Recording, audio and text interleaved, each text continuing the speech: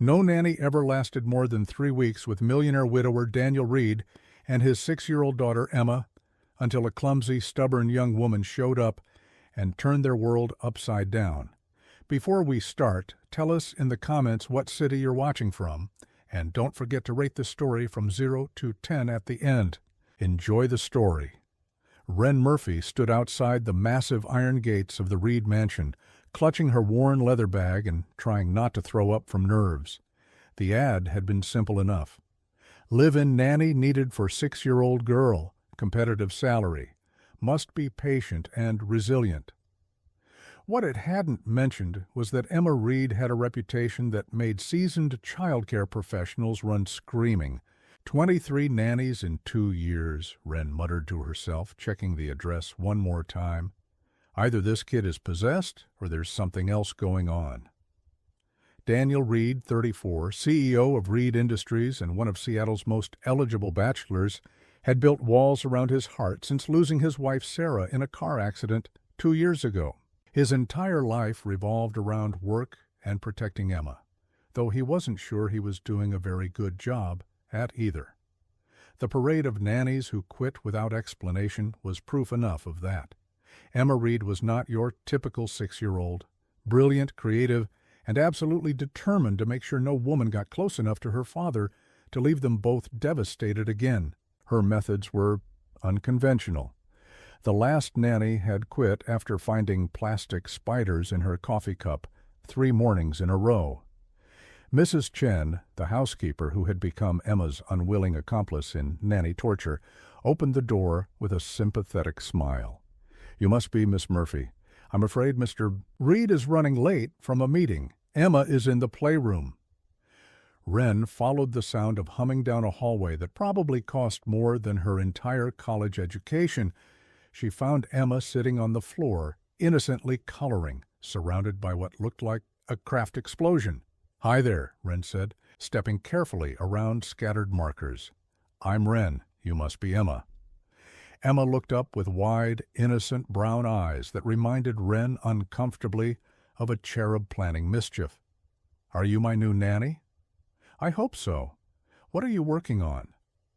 "Art project for Daddy," Emma said sweetly. Too sweetly. "You want to help?"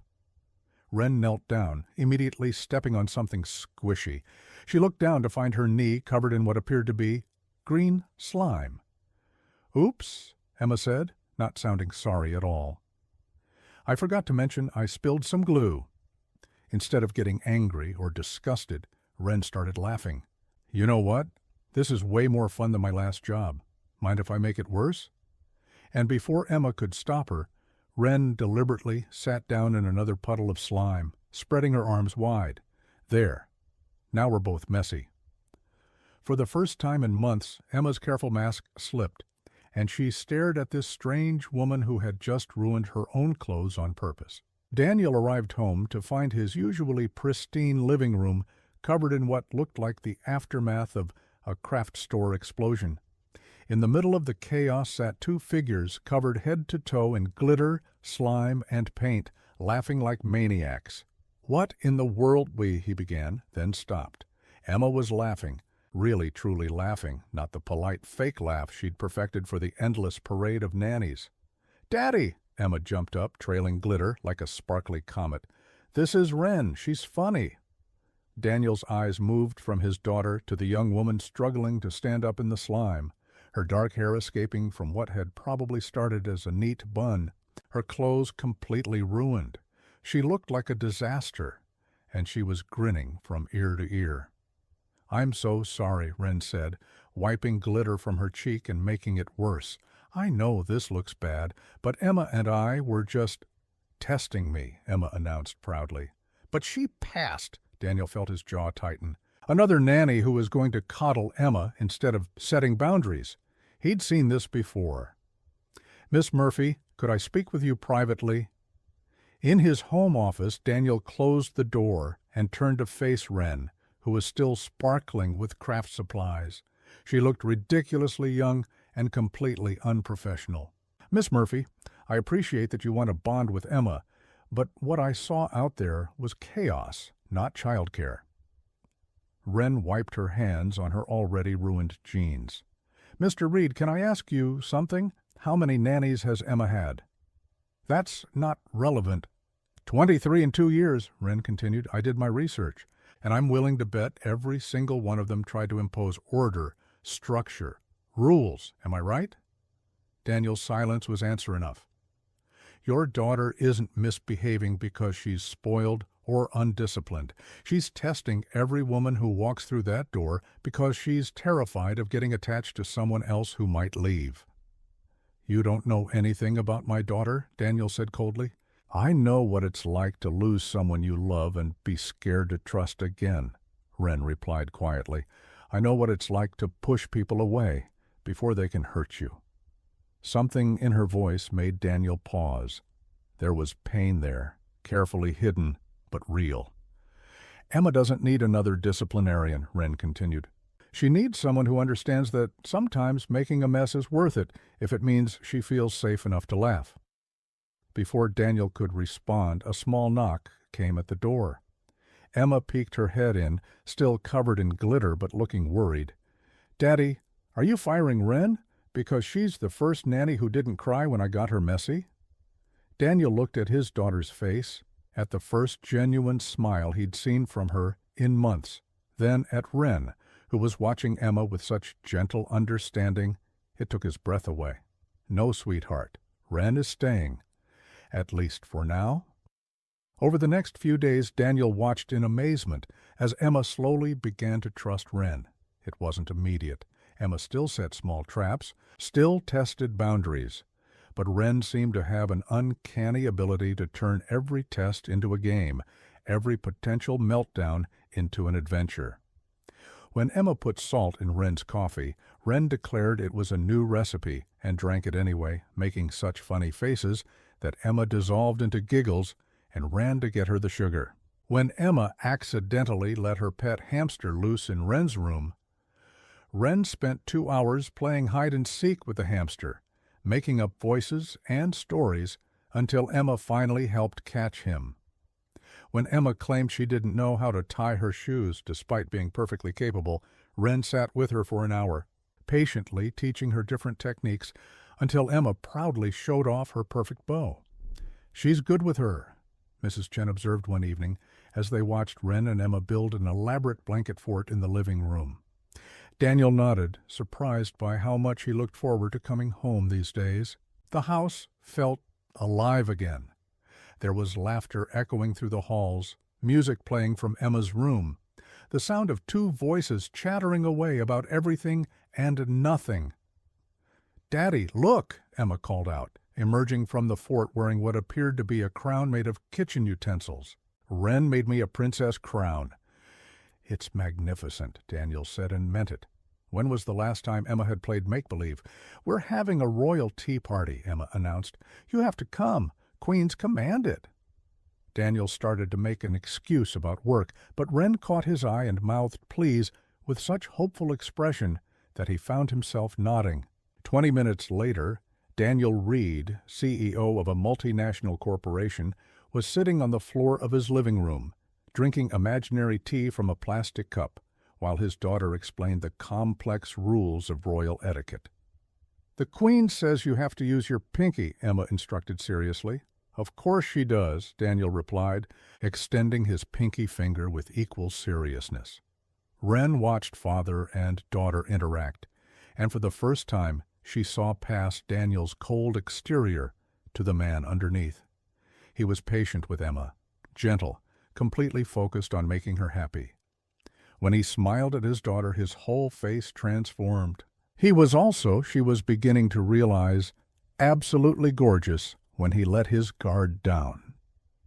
"Mr. Reed," she said after Emma had gone to bed, "can I ask what happened to Emma's mother?" Daniel's expression immediately shuddered. "That's not your concern."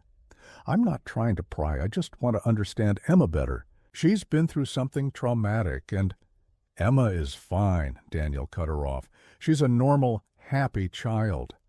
Wren bit her tongue. Emma was many things, brilliant, funny, resilient, but fine wasn't one of them. The little girl was clearly carrying a tremendous burden of loss and fear. But arguing with Daniel wouldn't help Emma, so Wren simply nodded. Of course, I just want to do what's best for her. Later that night, Mrs. Chen found Wren in the kitchen making tea and looking thoughtful. He lost his wife 2 years ago, Mrs. Chen said quietly. Car accident. Emma was in the car but wasn't hurt physically. Wren's heart clenched. She saw it happen? Mrs. Chen nodded. Mr. Reed blames himself. He was supposed to pick them up that day but got caught up in a meeting. Sarah took a taxi instead. She paused. Emma hasn't talked about her mother since the funeral. Now everything made sense. Emma wasn't just afraid of being abandoned. She was afraid that getting close to someone would somehow cause them to disappear, just like her mother had. And Daniel wasn't just overprotective. He was drowning in guilt and terror that he'd failed to keep his daughter safe again. Wren looked up at the ceiling toward where both father and daughter were sleeping and made a silent promise. She was going to help this family heal, even if it meant putting her own heart at risk. Because despite every warning bell in her head, despite knowing that getting involved with her employer was a terrible idea, Wren was already starting to care about both of them far more than was wise. 3 weeks into Wren's employment, a new record, Emma decided to escalate her testing. If Wren was going to stick around, she needed to know exactly what she was made of. It started with small things. Emma's favorite stuffed rabbit mysteriously disappeared, leading to a staged, tearful breakdown at bedtime. Wren spent 2 hours searching for the rabbit, which Emma had hidden under her own mattress, playing along with such genuine concern that Emma almost felt guilty. Then there was the great crayon incident. Every single crayon in Emma's art box was mysteriously broken into tiny pieces scattered across her bedroom floor.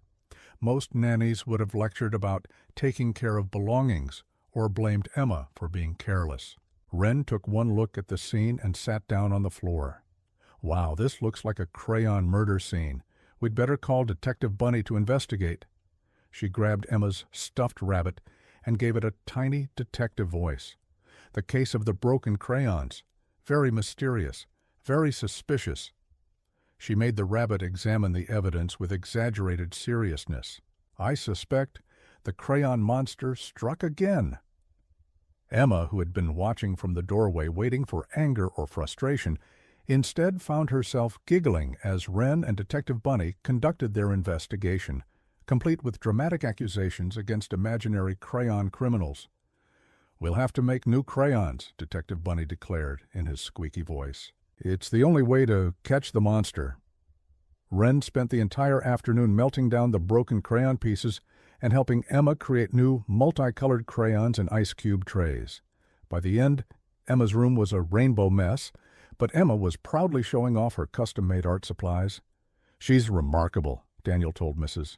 Chen that evening, watching through the doorway as Wren and Emma created elaborate stories for each of their new crayons. Emma hasn't opened up to anyone like this since Sarah died. He didn't need to finish the sentence. But Emma's biggest test was yet to come. On a rainy Thursday afternoon, Emma disappeared. Daniel came home to find Wren frantically searching the house, Mrs. Chen checking every closet, and no sign of Emma anywhere. "When did you last see her?" Daniel demanded, fear making his voice sharp. 2 hours ago? She said she wanted to play hide and seek, but she's not in any of her usual spots. I've looked everywhere. You were supposed to be watching her. Daniel's voice cracked with panic. How could you lose her? Wren flinched at his tone, but didn't stop searching. We'll find her. She's probably just found a new hiding place.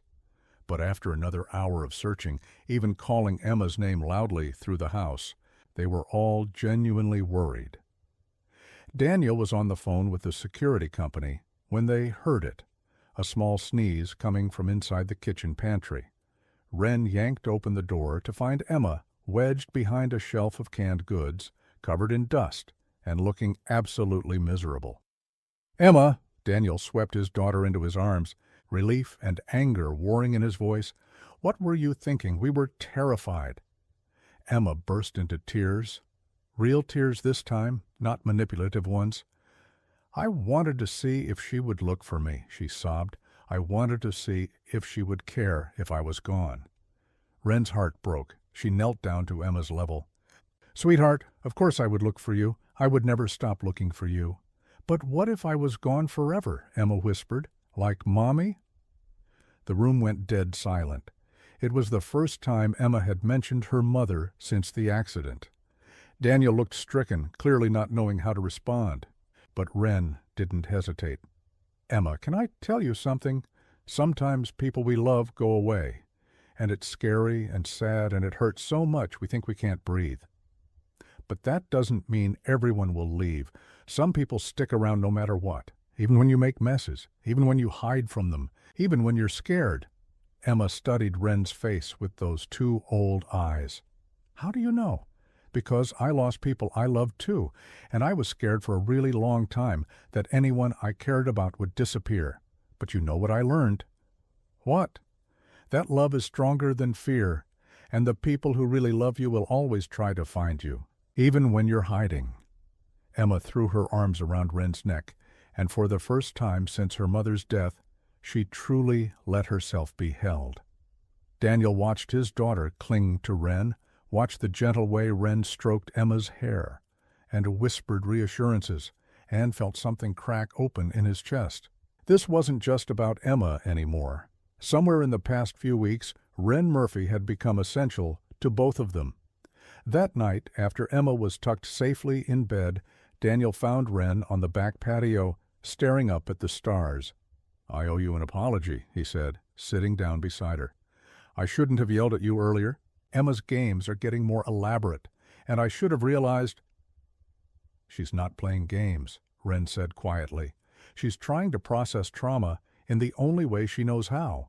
Every test is her asking the same question. Will you leave me too? Daniel was quiet for a long moment. Her mother and I used to play hide-and-seek with her all the time. Sarah would hide in the most ridiculous places, inside the shower with the curtain drawn, under Emma's tiny desk, behind the couch. Emma would find her every time, and Sarah would act so surprised, like Emma was the most clever detective in the world. It was the first time he'd talked about Sarah with anyone in 2 years. She sounds like she was wonderful, Wren said. She was. She was everything I'm not. Warm, spontaneous, creative. She could turn grocery shopping into an adventure. She could make Emma laugh until her sides hurt just by making silly faces in the cereal aisle. Emma has that same spirit. You can see it when she's planning her elaborate schemes.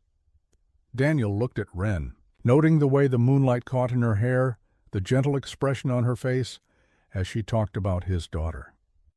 You're not what I expected when I hired a nanny. What did you expect? Someone older, more professional, someone who wouldn't— He trailed off. Wouldn't what? Someone who wouldn't make me remember what it felt like when this house was full of life. The words hung between them, loaded with meaning neither of them was quite ready to address. Daniel, Wren said softly, using his first name for the first time. Emma needs to talk about her mother. She needs to know it's okay to miss her, okay to be scared, okay to feel angry about what happened. Pretending everything is fine isn't helping her heal. I don't know how to talk to her about it, Daniel admitted. Every time she asks questions, I freeze up. I don't want to say the wrong thing and make it worse. You won't make it worse. You're her father. She needs to know that you miss Mommy too, and that it's okay to be sad together. Daniel looked at this remarkable woman who had somehow managed to reach both him and Emma in ways no one else had. How did you get so wise about loss? Wren was quiet for so long he thought she wouldn't answer. Then, in a voice barely above a whisper, she said, I grew up in foster care. I know what it's like to lose people you love and never get to say goodbye. I know what it's like to be afraid that caring about someone will just mean more pain when they leave. Daniel felt his heart constrict. Wren, I'm not telling you this so you'll feel sorry for me, she said quickly. I'm telling you because Emma and I understand each other. We both know what it feels like to be left behind. Without thinking, Daniel reached over and took her hand. Her fingers were cold from the night air, small and soft in his much larger ones. You're not alone anymore, he said. Either of you. They sat in comfortable silence, hands linked, both afraid to examine too closely what was happening between them. But for the first time in 2 years, Daniel allowed himself to imagine what it might be like to let someone in again. Inside the house, inside the stable, Emma peeked through the curtains at the two adults sitting together on the patio. A small, satisfied smile crossed her face. Her plan was working better than she'd hoped. The breakthrough with Emma's hiding incident changed everything. Over the next few weeks, the little girl began to open up in ways that surprised everyone, especially her father. It started with small questions. "Ren, do you think Mommy can see me from heaven? Daddy, why didn't Mommy come back home? If I'm really, really good, will Mommy visit me in dreams?" Ren handled each question with patience and honesty, never making promises she couldn't keep but always validating Emma's feelings. Daniel watched from the sidelines, amazed at how naturally Ren navigated conversations he'd been too afraid to have. One evening, Emma made a request that stopped Daniel in his tracks. "Daddy, can we look at pictures of Mommy?" Daniel's first instinct was to deflect, to change the subject like he always did, but Ren gave him an encouraging nod, and he found himself pulling down the photo albums he'd hidden away 2 years ago. For the first time since the funeral, the three of them sat together, looking through pictures of Sarah. Emma pointed out details she remembered. The funny face Mommy made in this photo, the way she always wore that particular necklace, how she used to sing silly songs in the car. "I miss her singing," Emma said softly, tracing her finger over a picture of Sarah at the piano. "She had a terrible voice," Daniel said, his own voice thick with emotion. "She couldn't carry a tune to save her life, but she sang anyway because it made you laugh." "Just like Ren," Emma exclaimed. "Ren sings off-key too, but I love it anyway." Daniel looked over at Ren, who was blushing and trying to hide behind her hair. "I never claimed to be good at it." "You're perfect at it," Emma said seriously, "because it makes me happy, just like Mommy singing did." That night, after Emma was asleep, Daniel found himself lingering in the hallway outside Ren's room. He could hear her moving around, getting ready for bed, and found himself wondering what she wore to sleep, what she looked like with her hair down, what it would be like to... He stopped himself. Ren was Emma's nanny. She was young, vibrant, full of life, everything he wasn't anymore. She deserved someone who could give her a future, not a widower still carrying the weight of the past. But his resolve weakened every day as he watched Ren with Emma, saw the way she lit up his daughter's world, felt his own heart beating faster whenever she smiled at him. The shift became undeniable the night Emma had a nightmare. Daniel woke to the sound of crying and rushed to Emma's room, expecting to find her alone and scared like always. Instead, he found Ren already there, sitting on Emma's bed, holding his daughter while she sobbed. "The car was going too fast, and I couldn't stop it, and Mommy wouldn't wake up," Emma cried into Ren's shoulder. "It was just a dream, sweetheart," Ren murmured, rocking her gently. "You're safe. Daddy's here. I'm here. You're safe." "But what if it happens again? What if you go away in a car and don't come back?" Daniel's heart clenched. Emma had never told him she remembered details from the accident. "Emma," Ren said softly, "can I tell you a secret?"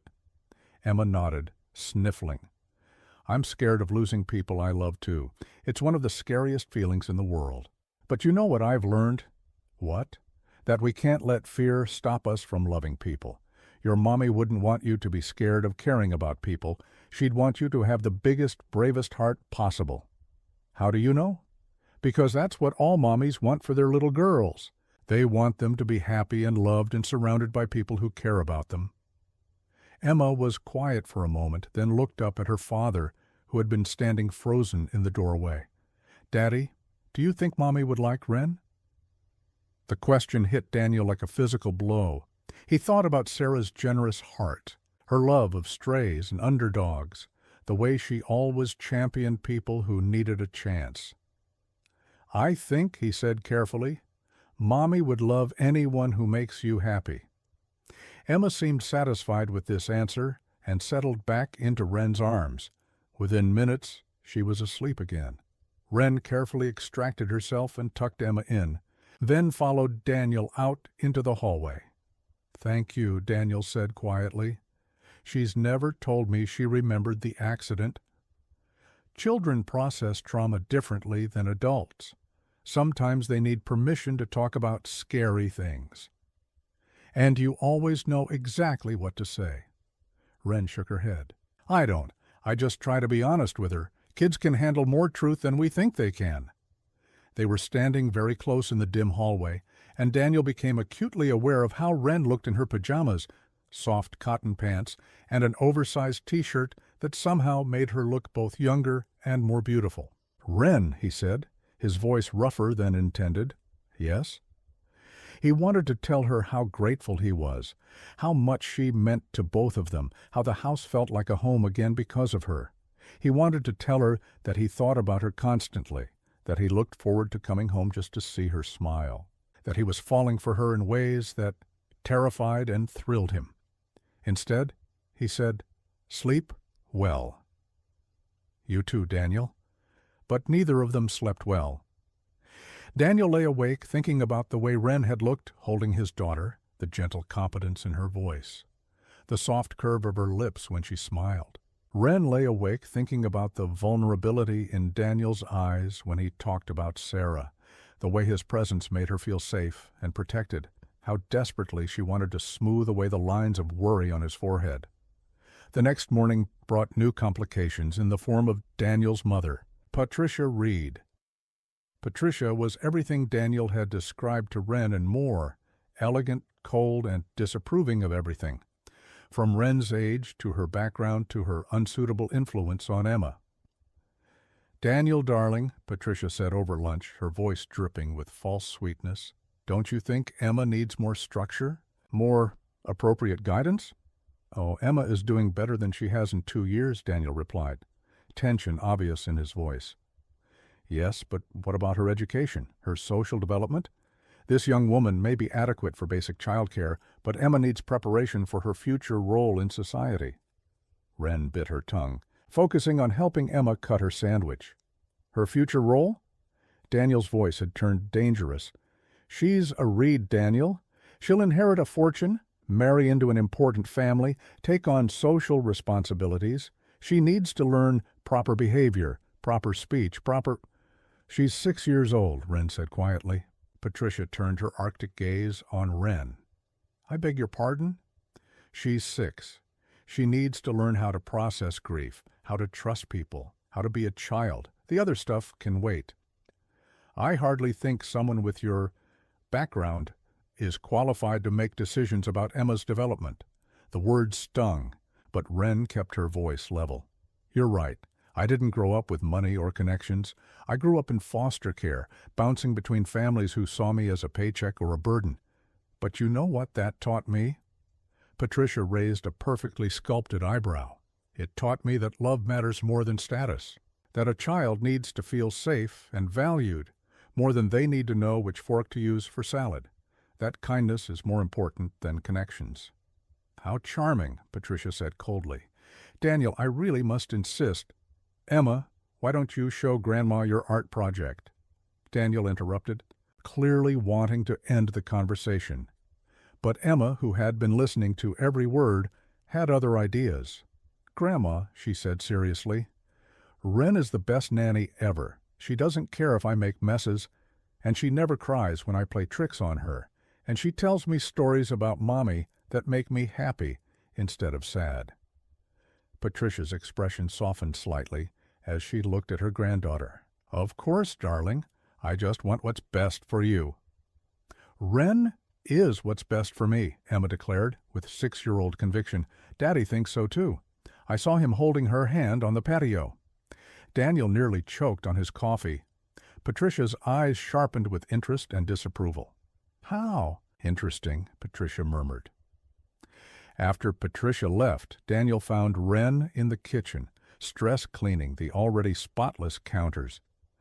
"I'm sorry about my mother," he said. "She means well, but—" "No, she doesn't," Wren interrupted. "She wants to control Emma's life the same way she controlled yours."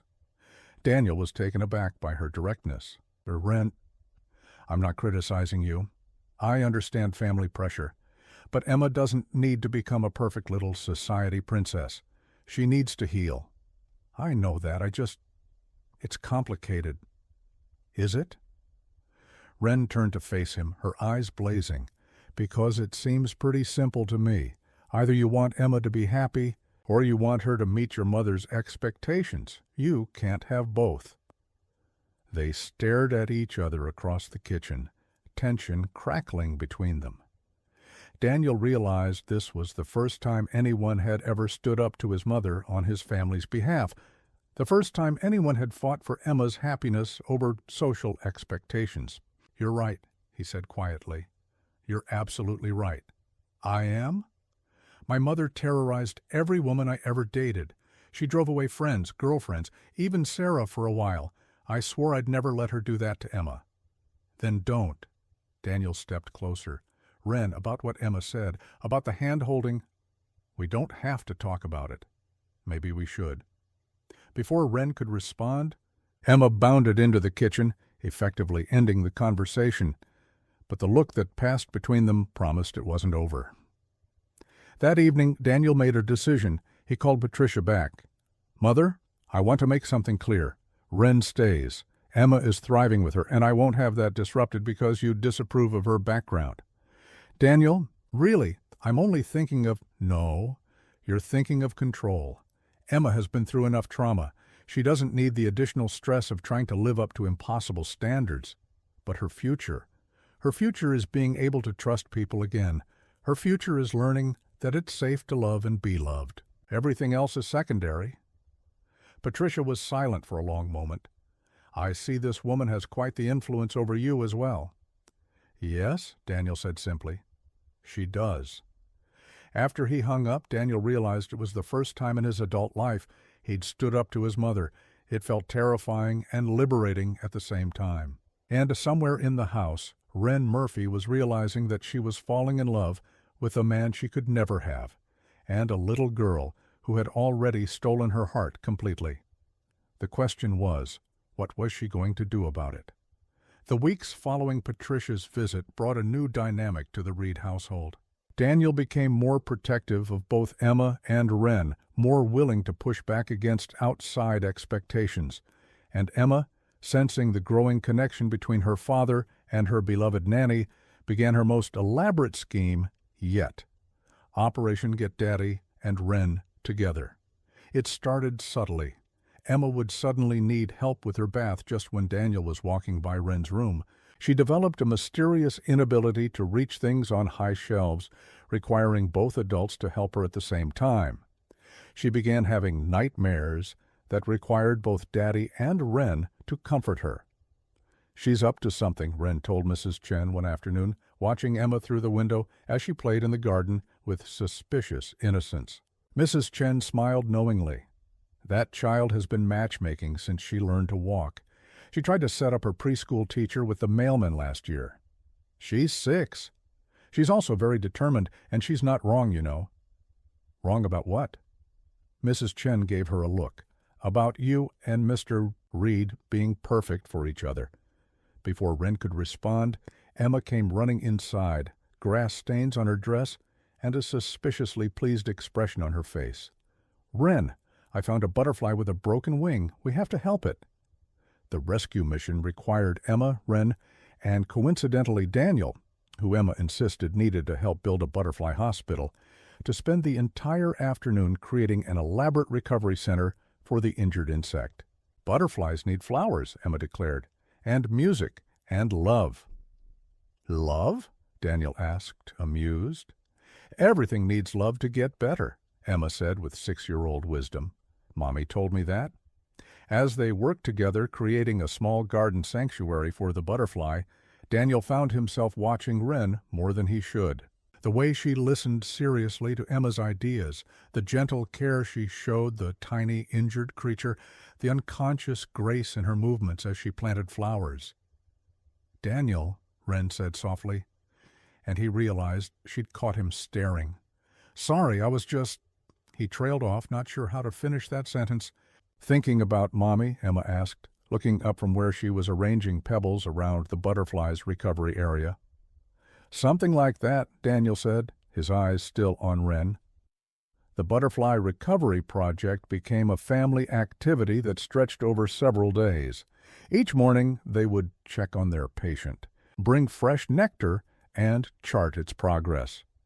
Emma appointed herself head butterfly doctor, Wren became the chief nurse, and Daniel found himself reluctantly cast as the medical consultant. "Patient is showing significant wing improvement," Dr. Emma reported seriously on day 3.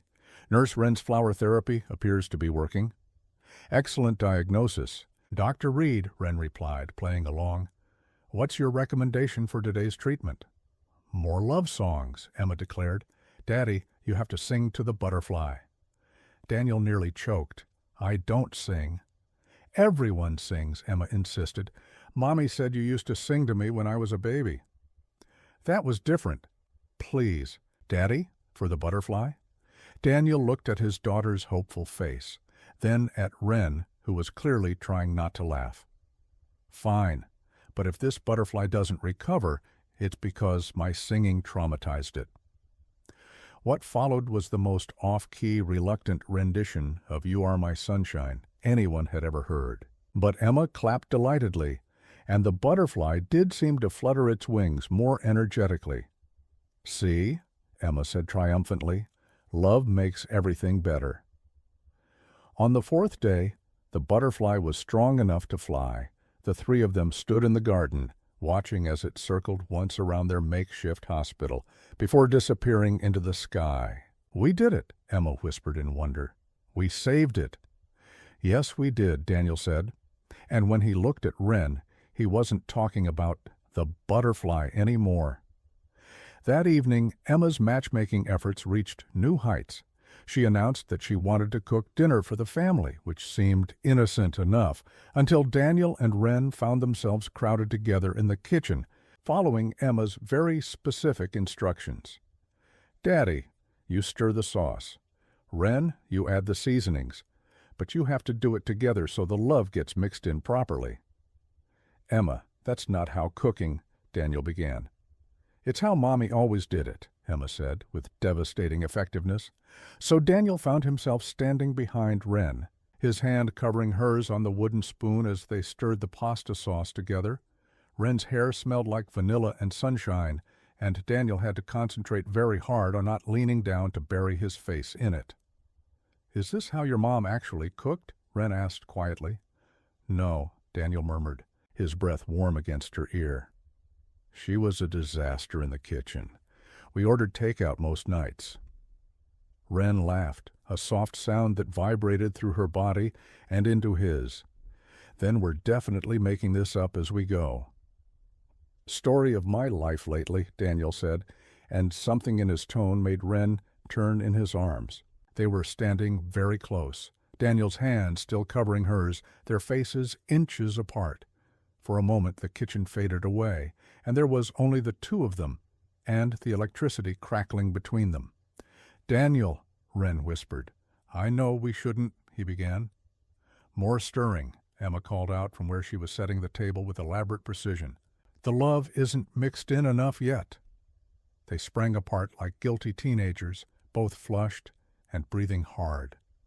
Dinner was a success, if success was measured by Emma's delighted chatter about how much better food tasted when it was made with love. But Daniel barely tasted anything, too aware of Wren sitting across from him, too caught up in replaying that moment in the kitchen. After Emma was asleep, Daniel found Wren on the back patio again, becoming their unofficial place for difficult conversations. "We need to talk," he said, settling beside her on the bench. "About what happened in the kitchen. About what's been happening for weeks now." Daniel turned to face her. "Wren, I can't pretend any more that this is just about Emma. What I feel for you, it's not professional, and it's not appropriate, and I can't seem to stop it." Wren was quiet for a long moment. "What exactly are you saying?" "I'm saying I'm falling in love with you, and it's terrifying because I swore I'd never put Emma through the risk of losing someone again. And I'm terrified because you're young and beautiful and you deserve someone who can give you a future without baggage, without a traumatized child, without... Daniel, stop. Wren turned to face him. Do you want to know what I see when I look at you? He nodded, not trusting his voice. I see a man who loves his daughter so much he'd rather be alone than risk her getting hurt. I see someone who's been carrying guilt and grief for 2 years and still manages to be kind and patient and gentle.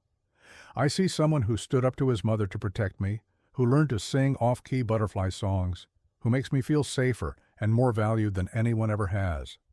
Wren, I'm falling in love with you too. Daniel, with both of you. And yes, it's scary and complicated and probably a terrible idea, but Emma isn't baggage. She's a gift. And this family, broken and healing as it is, feels more like home than anywhere I've ever been. Daniel reached for her hand, threading their fingers together. What do we do now? I don't know. Take it slow. See how Emma really feels about us being more than just her father and her nanny? Something tells me Emma won't be surprised, Daniel said dryly. She's been orchestrating this entire thing. She's a smart kid. She gets that from her mother. Daniel paused. Sarah would have liked you. You know, she always said the best people were the ones who led with their hearts instead of their heads. I'd like to hear more about her, Wren said softly. Not because I'm trying to replace her, but because she was part of making Emma who she is. And Emma is pretty amazing. Daniel lifted their joined hands and pressed a gentle kiss to Wren's knuckles. Sarah used to say that love doesn't divide, it multiplies, that there was always room for more love in any family. Sounds like a wise woman. She was.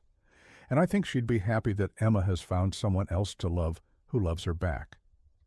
They sat in comfortable silence for a while, hands linked, both processing the magnitude of what they'd admitted to each other.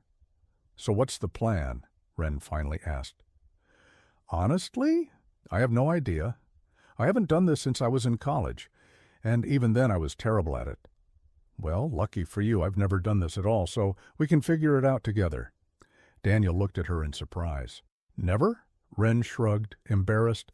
Foster care isn't exactly conducive to long-term relationships, and after I aged out, I was too focused on survival to think about dating.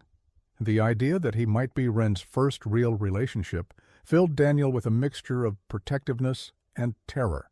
The responsibility of being someone's first love, especially someone as incredible as Wren, was overwhelming. Hey, Wren said, apparently reading his expression, don't look so panicked. I'm not expecting you to be perfect. I'm just expecting you to be honest.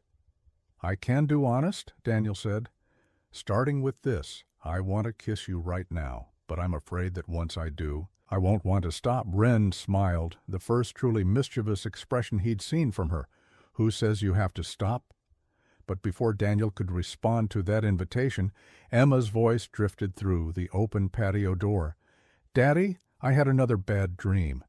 They sprang apart again, both laughing at their terrible timing. Coming, sweetheart, Daniel called back. As they walked back toward the house, Wren caught Daniel's hand. For what it's worth, I think Sarah was right, about love multiplying instead of dividing. Yeah, because somehow loving both of you feels like the most natural thing in the world. Inside, Emma was sitting up in bed, looking suspiciously alert for someone who'd just had a nightmare. What was the dream about, baby? Daniel asked, sitting on the edge of her bed. I dreamed that Wren had to go away, Emma said, real anxiety creeping into her voice. Despite her obvious matchmaking schemes, Wren sat on the other side of the bed. I'm not going anywhere, Emma, not unless you want me to. Never, Emma said fiercely. I want you to stay forever and ever, and I want Daddy to be happy like he used to be with Mommy. Daniel felt his throat tighten. Sweetheart, you know that Daddy loves you more than anything, right? Even if I'm not always happy, that doesn't mean... I know you love me, Emma interrupted, but I want you to love Wren too, because she loves both of us, and love makes families bigger, not smaller. Daniel and Wren exchanged looks over Emma's head. Did someone very smart teach you that? Wren asked. Emma nodded solemnly. Mommy did. She said that loving people makes your heart grow bigger, not smaller, and that families are made of love, not just blood. Your mommy was very wise, Daniel said, his voice thick with emotion. So can Wren be part of our family for real, not just as my nanny, but as... Emma frowned, trying to find the right words. As someone we both love very much, Daniel suggested. Emma beamed. Yes, exactly. Well, Wren said, glancing at Daniel, I think that can be arranged. Really? Emma bounced in bed with excitement.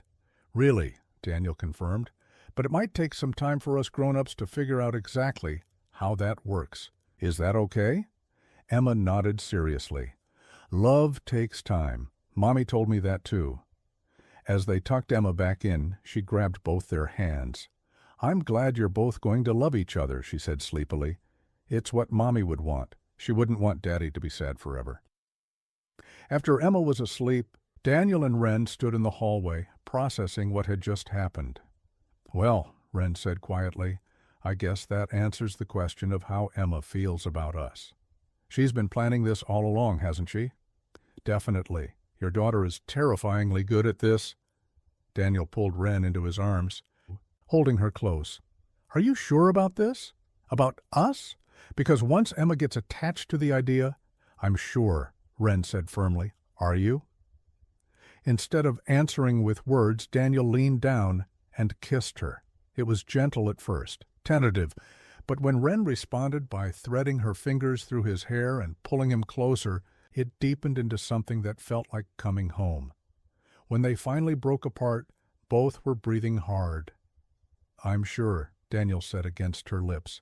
Terrified, but sure. Good, Wren said, smiling, because I'm pretty sure Emma has already started planning our wedding. Our what? I saw her drawing dress designs yesterday. Very elaborate ones, Daniel groaned. We're in so much trouble. The best kind of trouble, Wren agreed, and kissed him again. For 2 blissful weeks, the Reed household felt like a real family. Daniel and Wren navigated their new relationship carefully, keeping displays of affection private while Emma was around. But the little girl seemed to sense the change in the air and practically glowed with satisfaction. Everything changed on a rainy Tuesday morning, when Daniel's business partner, Marcus Webb, arrived unannounced with devastating news. We have a problem, Marcus announced, barely acknowledging Wren as she served coffee in Daniel's home office. The Hartwell deal is falling through, and they're specifically citing concerns about your personal stability. Daniel frowned. My what? Marcus glanced meaningfully at Wren, who was quietly tidying the coffee service. Perhaps this conversation should be private? Wren stays, Daniel said firmly. Daniel, what concerns about my stability? Rumors, Daniel, about your relationship with the nanny. Hartwell Industries is a family-oriented company. They don't want to do business with someone who's having an inappropriate relationship with the help. Wren felt the words like a physical slap. I should go check on Emma, she said quietly. No, Daniel said sharply. Stay.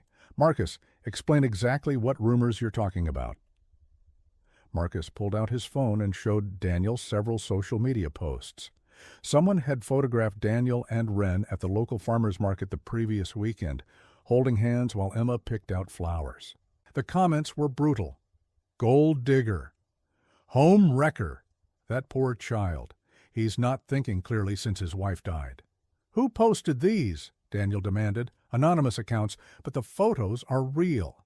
Daniel, I need you to understand the gravity of this. Hartwell Industries represents 40% of our annual revenue. If we lose them, we're looking at massive layoffs, potential bankruptcy. Wren's blood turned to ice. She had known this could happen, had known that her relationship with Daniel could have consequences, but seeing it laid out so starkly was devastating. The solution is simple, Marcus continued. End the inappropriate relationship. Hire a proper nanny. Show the world you're thinking clearly again. There's nothing inappropriate about my relationship with Wren, Daniel said coldly, and I don't give a damn what strangers on the internet think. But you should care what your business partners think, what your clients think, what your daughter's future thinks. Marcus leaned forward. Daniel, you're not thinking straight. This woman is half your age. She has no education, no background. She's taking advantage of your grief and loneliness." "That's enough," Daniel started to say, but Marcus cut him off. "Is it? Because from where I'm sitting, it looks like she saw a wealthy widower with a traumatized child and positioned herself perfectly. The troubled nanny who saves the sad little girl and wins the father's heart? It's a classic con." Wren couldn't take it any more. "I need some air," she said quietly. And fled the room. She made it to the garden before the tears started. Everything Marcus had said echoed her own deepest fears. She was too young, too inexperienced, too ordinary for someone like Daniel. And now she was going to cost him his business, Emma's financial security, everything he'd worked to build. Inside, Daniel was furious. "How dare you talk about Wren that way? I'm trying to save your company, your reputation, your daughter's future. This woman has you completely blinded. This woman has been the best thing to happen to Emma and me in 2 years. She's genuine, caring, incredible with Emma. She's the nanny.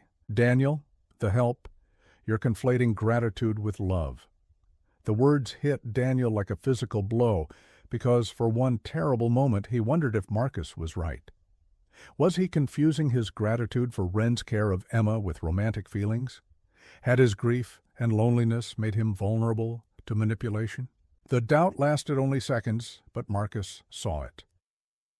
"I can see you're starting to think clearly," Marcus pressed his advantage. "Daniel, you have responsibilities to your company, to your employees, to Emma's future. You can't let emotion cloud your judgment."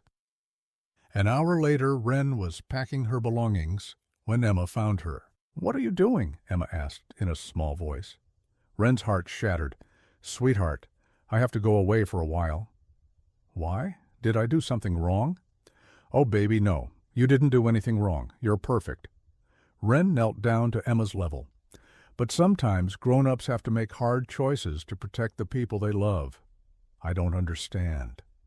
How could she explain to a 6-year-old that her relationship with Daniel was causing problems that could hurt their family? How could she make Emma understand that sometimes love wasn't enough? "Emma, you know how much I love you, right?" Emma nodded, tears starting to fall. "That will never change no matter where I go. But right now, I need to leave so that Daddy can take care of important business things." "But I need you." "Daddy needs you?" "You don't need me, sweetheart. You're strong and brave and wonderful. And Daddy. Daddy will find someone better suited to take care of you." Emma threw her arms around Wren's neck. "I don't want someone better suited. I want you. You're supposed to stay forever." Wren held Emma tight, memorizing the feel of her small arms, the scent of her hair, the trust in her voice. Sometimes forever isn't as long as we hope. When Daniel came looking for them an hour later, he found Emma sitting alone on her bed, clutching her stuffed rabbit and crying. "Where's Wren?" he asked, though he already knew. "She left," Emma sobbed. "She said she had to protect us, but I don't understand. I don't want to be protected. I want her back." Daniel felt like someone had torn his heart out. "Emma." "You let her leave," Emma accused, her voice filled with betrayal. "You promised she could stay forever, and you let her go."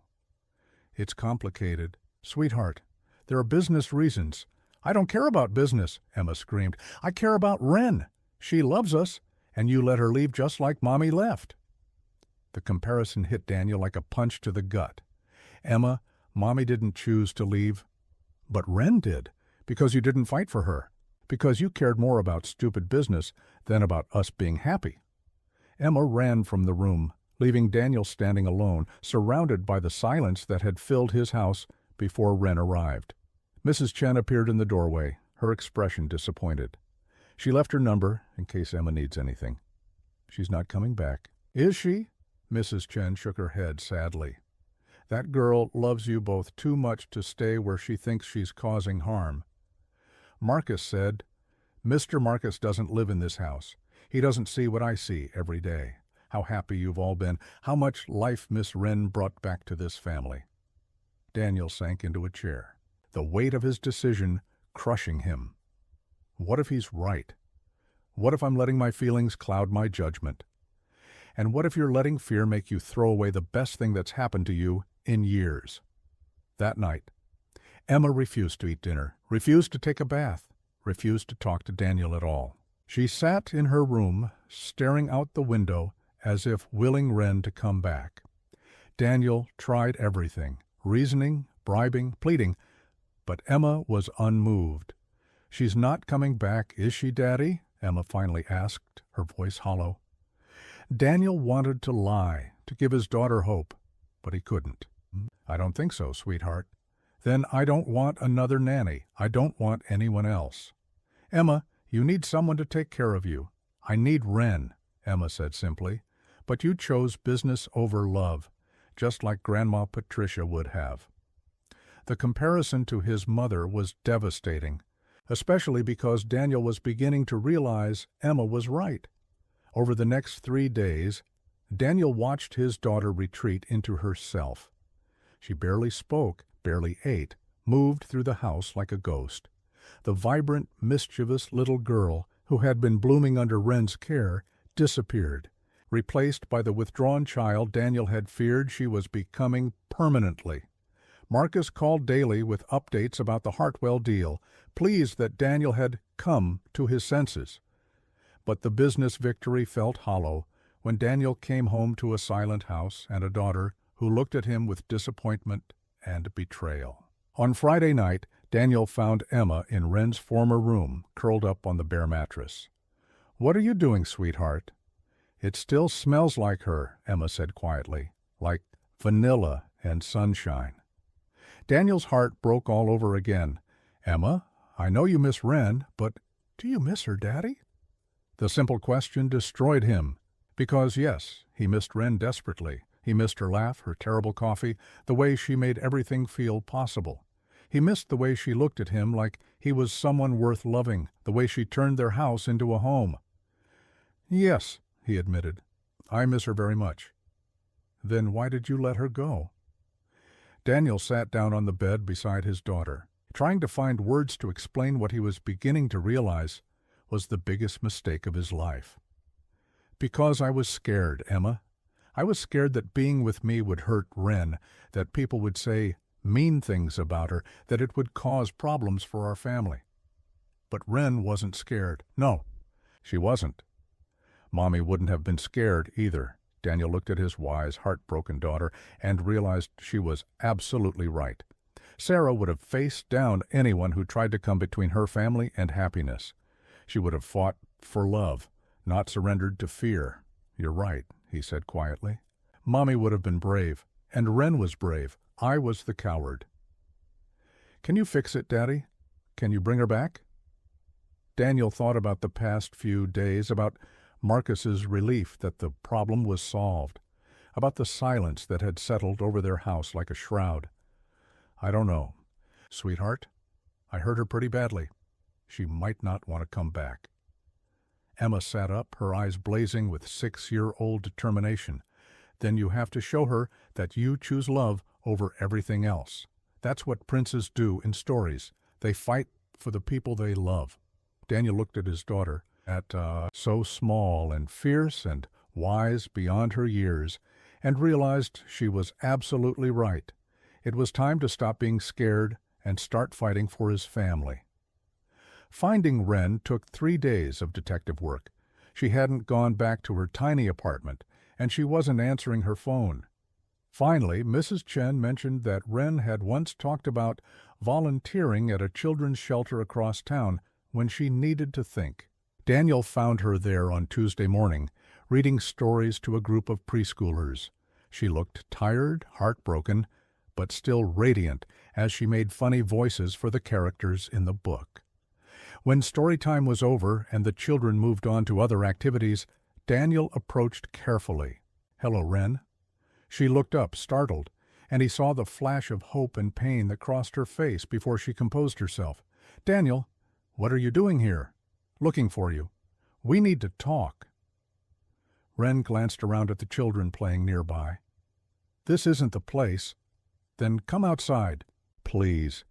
They walked to a small garden behind the shelter, neither speaking until they were alone. "How did you find me?" Wren asked. "Mrs. Chen remembered you mentioning this place." "Wren, I made a terrible mistake." No, you didn't. Wren's voice was firm. You made the right choice for your family, for your business. I never should have let things get so complicated.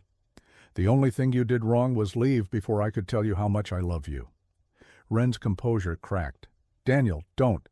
This is hard enough without the truth? Wren, I love you. Emma loves you. You're the best thing that's happened to either of us in years, and I let fear and other people's opinions drive you away. Your business partner was right. I don't belong in your world. My business partner doesn't get to decide who belongs in my life. Only I do. And I choose you. Wren shook her head. What about the Hartwell deal, the rumors, the damage to your reputation? I don't care. But Emma's future isn't just about money, Wren. It's about having a family that loves her, supports her, shows her what real relationships look like. It's about having a mother figure who sees her for who she is, not who she's supposed to become. Tears started falling down Wren's cheeks. I can't be her mother, Daniel. I'm not qualified. You already are her mother in every way that matters. You comfort her when she's scared. You celebrate her victories. You love her unconditionally. Sarah would be so grateful to know Emma has you. You don't know that. I do know that. Because Sarah told me once that if anything ever happened to her, she hoped Emma would find someone who loved her as fiercely as we did. Someone who would help her grow into the amazing woman she's meant to become. Daniel stepped closer.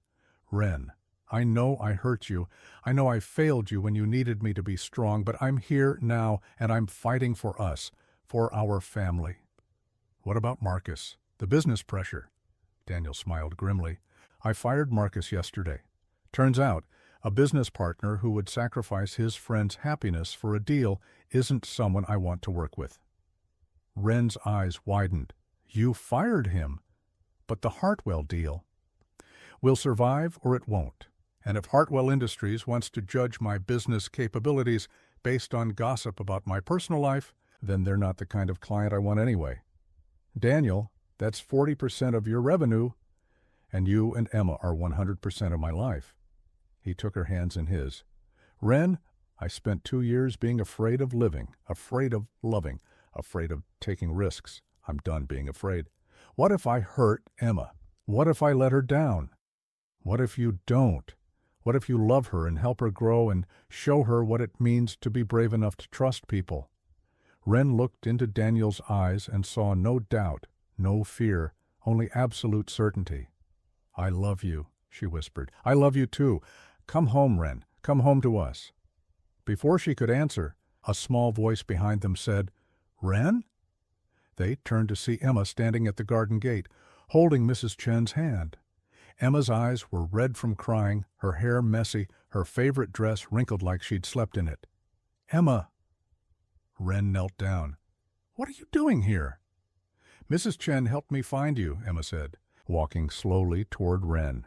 I came to ask you something important. What's that, sweetheart? Emma stopped in front of Wren, her small face serious. Are you going to leave us again? Wren's heart broke at the vulnerability in the child's voice. Emma, Because I need to tell you something, Emma continued. I don't care if people say mean things about us. I don't care if it causes problems. I just want my family to be together. Sweetheart, Emma threw her arms around Wren's neck. Please don't leave me again. Please. I promise I'll be good. I won't play tricks anymore. I won't make messes. I'll be perfect if you just don't leave. Wren held Emma tight, tears flowing freely now. Oh, baby, you don't have to be perfect.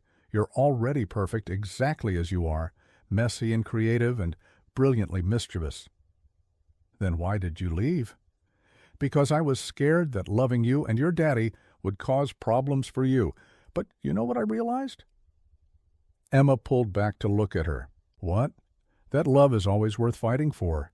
And your daddy taught me that being part of this family is worth any amount of trouble. Emma's face lit up with hope. So you'll come home. Wren looked at Daniel, who was watching them with such love and tenderness, it took her breath away. Yes, she said, I'll come home. Emma whooped with joy and launched herself at both adults, nearly knocking them over. As they laughed and held each other in the garden, Mrs. Chen smiled from the gate. "About time," she muttered, but her eyes were warm with affection. That evening the Reed household was whole again. Emma chattered non-stop through dinner, as if she had to make up for days of silence. She told Wren about every moment of her absence, about how sad Daddy had been, about how she'd refused to eat vegetables out of principle. "And I didn't brush my teeth for 2 whole days," Emma announced proudly. "Emma Reed, that's disgusting," Wren laughed. "I was protesting your absence through poor dental hygiene." "Where did you learn words like protesting and dental hygiene?" Daniel asked, amazed. "Mrs. Chen has been teaching me big words so I can express my feelings more better." "More effectively," Wren corrected gently. "That, too." After Emma was tucked into bed with extra stories to make up for lost time, Daniel and Wren sat on their bench in the garden. "So, Wren said, "What happens now?" "Now we figure out how to be a family, all the complicated, messy, wonderful parts. And the business, the social pressure." Daniel was quiet for a moment. "I won't lie and say it'll be easy. There will probably be more rumors, more judgment. Some clients might have problems with our relationship. And I don't care. Wren, for 2 years I've been half alive, going through the motions, focused on just surviving. You and Emma brought me back to life. You reminded me what it feels like to hope, to laugh, to love someone so much it scares you." He turned to face her fully. "I don't want to just survive anymore. I want to live. I want to build something beautiful with you and Emma. I want to fight for our happiness." Wren smiled through her tears. "That sounds terrifying and wonderful.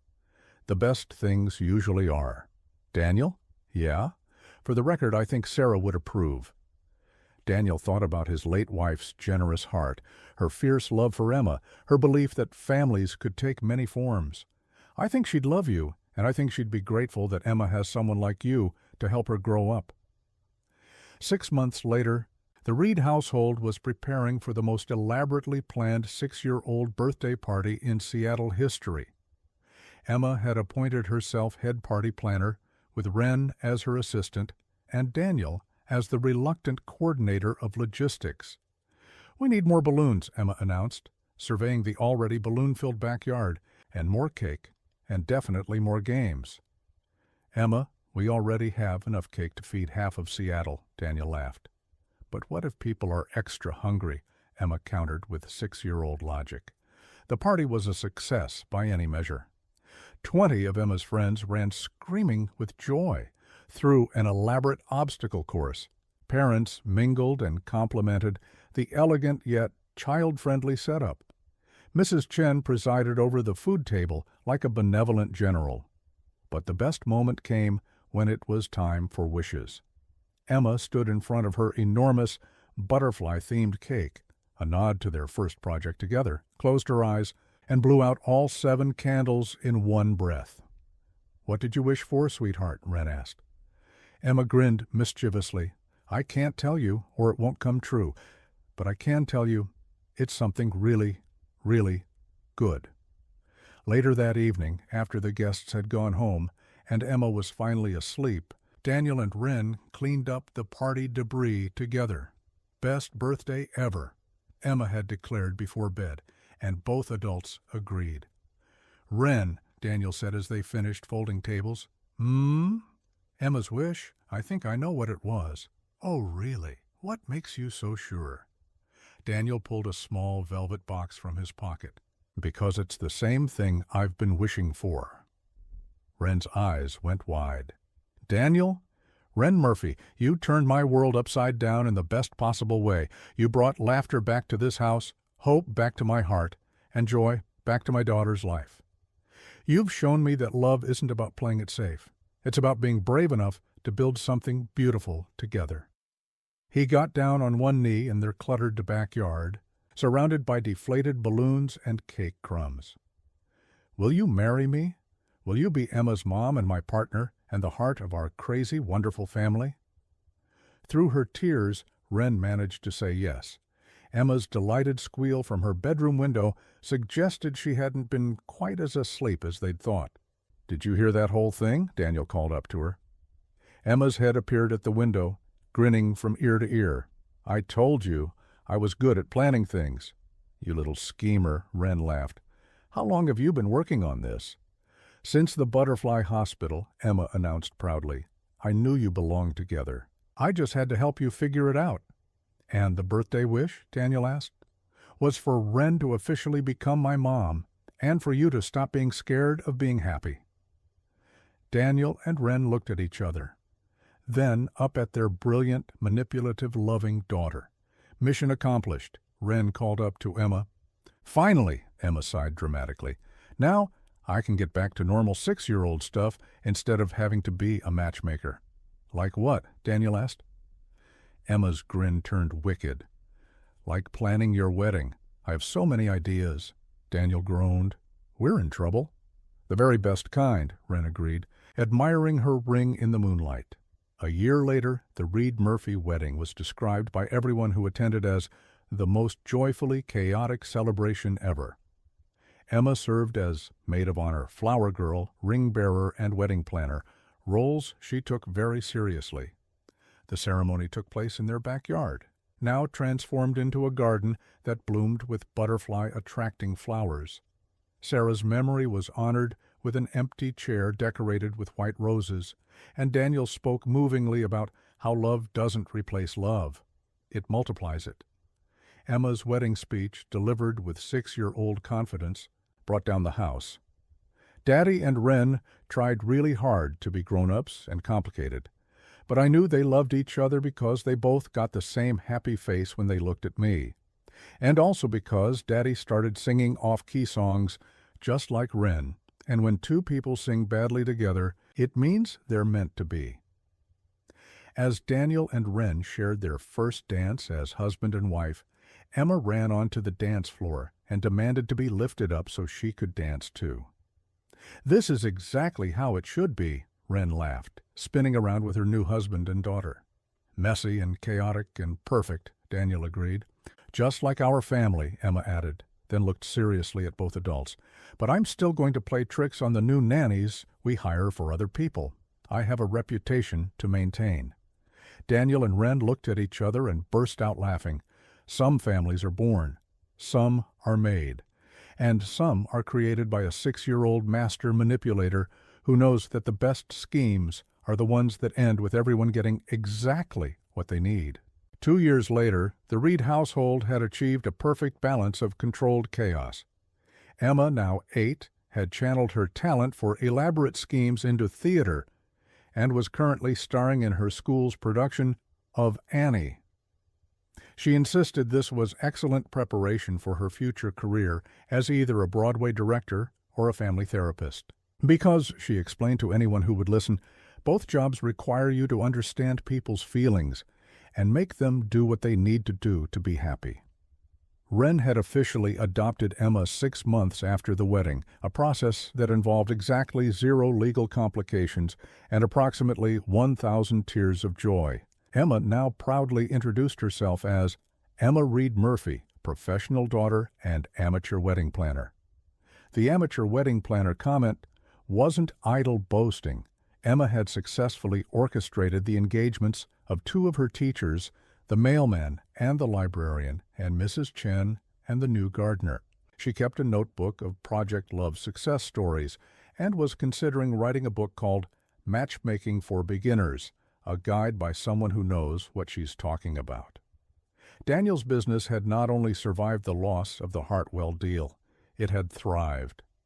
Word had spread that Daniel Reed was a man who prioritized family and values over pure profit, and, surprisingly, this had attracted better clients, companies that wanted to work with someone who understood that success meant more than just money. "Turns out," Daniel told Wren one evening, "being authentic is good for business. Who knew?" "Emma knew," Wren replied. "She's been telling us that since day 1. They were interrupted by the sound of Emma's latest scheme in progress. She had convinced her friend Jake from school that he should ask Lucy Peterson to be his girlfriend by leaving a trail of painted rocks with love poems on them leading from the playground to her locker. Emma Reed Murphy, Wren called out. Are you running a romance consulting business for third graders? It's not a business, Emma called back innocently. It's a public service. That evening, as had become tradition, the family gathered in Emma's room for story time. They took turns reading chapters from various books, but Emma's favorite stories were the ones Wren told about her childhood in foster care, and the ones Daniel told about her mother, Sarah. Tell the one about Mommy and the grocery store adventure, Emma requested, settling between her parents on the bed. Daniel launched into the familiar story of how Sarah had turned a routine grocery shopping trip into an elaborate treasure hunt, complete with clues hidden throughout the store and a prize of ice cream for dinner. She sounds like she was fun, Emma said, as she always did after stories about Sarah. She was, Daniel confirmed. She would have loved watching you grow up, sweetheart. I think she does watch me grow up, Emma said matter-of-factly.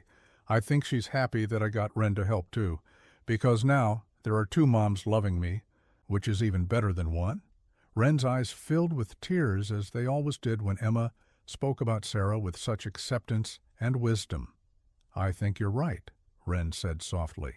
I think your first mom would be very proud of the amazing girl you're becoming.